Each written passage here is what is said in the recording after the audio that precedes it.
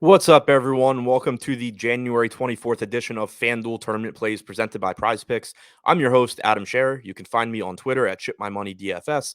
And as a reminder, you get 1 free month of Awesemo plus Platinum when you sign up and make a deposit at Prize Picks. Be sure to use the code Awesemo to receive a 100% first deposit bonus up to $100.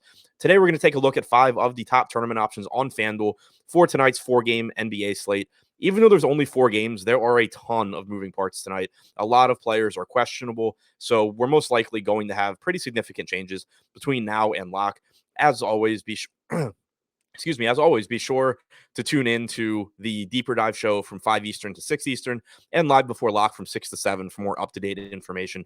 But for now, taking an early look at 5 of the top tournament options on FanDuel. Starting at number 5, Lou Dort, projected for 16% ownership, 17% chance of being in the optimal lineup.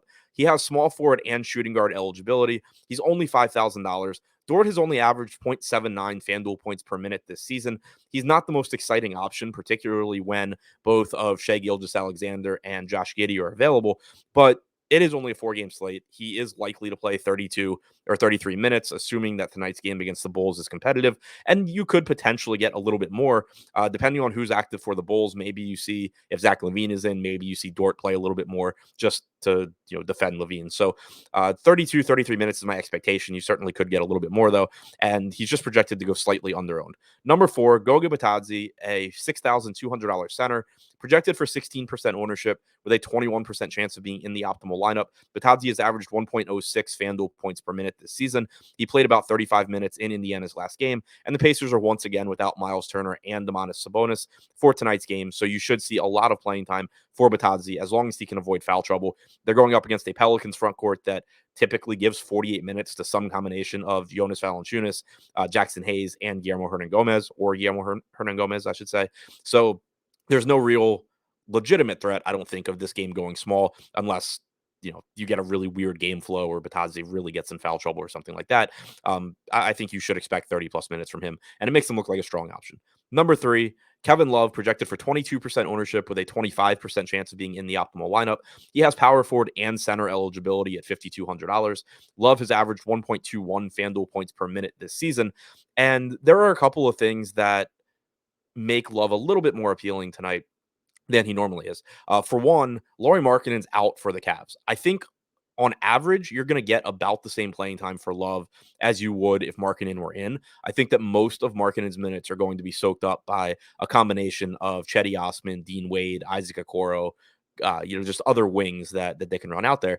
But you do have the Cavs playing a bigger New York team. The Knicks are going to play a center plus Julius Randle. You conceivably could get a few minutes of Evan Mobley at the 3 with Kevin Love and Jared Allen in the front court. And for someone that averages about 1.2 fantasy points per minute, that's really all that it takes is a couple of extra minutes, whether that comes from, just a couple extra minutes in a normal rotation where Mobley's playing the 3, whether Mobley or Allen loses a couple of minutes to foul trouble and Love picks it up.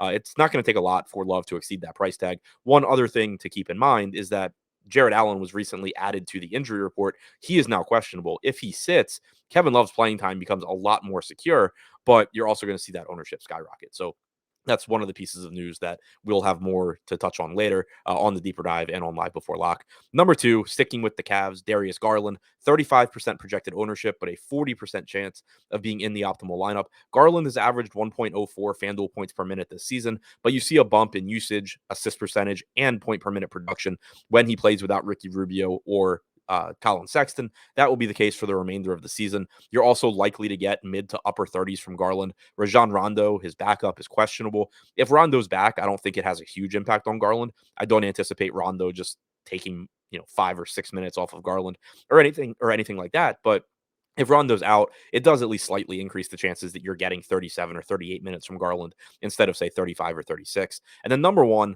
again, this is going to end up being a huge piece of news, but Jared Allen projected for 29% ownership as things stand right now with a 42% chance of being in the optimal lineup. He has power forward and center eligibility, which is massive on tonight's slate. Even though there's only 4 games, there are a ton of very strong center options. So being able to roster Allen at a very favorable price tag and at power forward makes him very appealing ceiling. He's averaged 1.14 FanDuel points per minute this season. He's likely to give you 33 or 34 minutes if he's able to play. He looks like one of the stronger options. And even though he is pulling plenty of ownership, he looks like he's still going pretty drastically underrepresented as things stand right now. So to recap, the top 5 tournament options on FanDuel: Lou Dort, Goga Batadze, Kevin Love, Darius Garland, and Jared Allen.